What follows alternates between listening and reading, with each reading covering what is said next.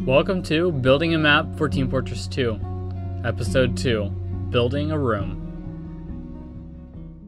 In this tutorial, we will learn how to create brushes, manipulate them, and use the shift-drag method to copy them. At the end, we will use these skills to create our very first room. Part 1, Creating and Manipulating Brushes. Let's launch Hammer. First, open up the Team Fortress 2 SDK launcher that we downloaded into the last episode, and then click on the Hammer Editor option. Then set the configuration to Team Fortress 2. Now that you have opened up Hammer, let's go ahead and start a new map. Click on File, click on New, and you should now see that you have 4 views, 3 of which are graphs. Once you have this new map screen, it's time for us to create some brushes for our room. In painting, an artist creates his work with brush strokes. In mapping, we as level designers also use brushes to create our worlds. However, our brushes are restricted to primitive 3D shapes such as cubes, cylinders, and wedges. But before we create the brush, we should quickly change its texture so that way we will be able to see it when we spawn it. To change the texture, simply click on the Browse Material button on the right toolbar.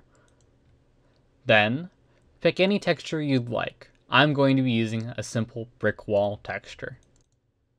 Alright, let's go ahead and create a brush. First, click on the brush tool located on your left toolbar.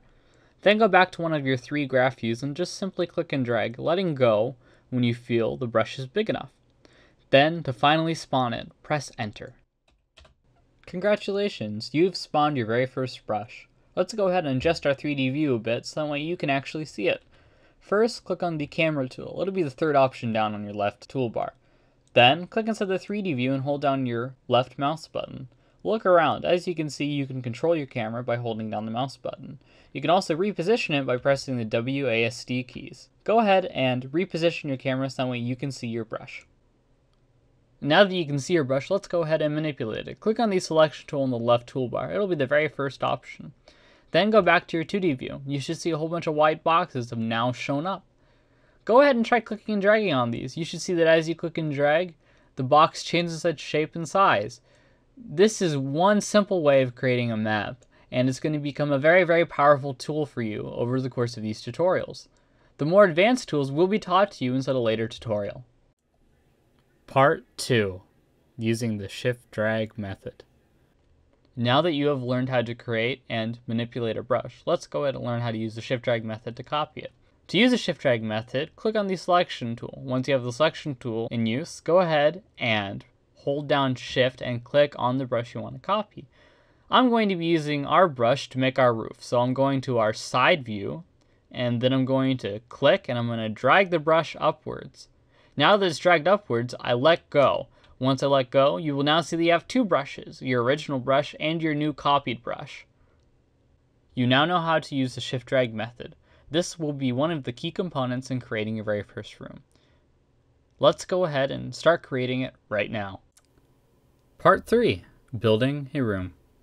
In parts 1 and 2 of this video, we created our room's floor and roof.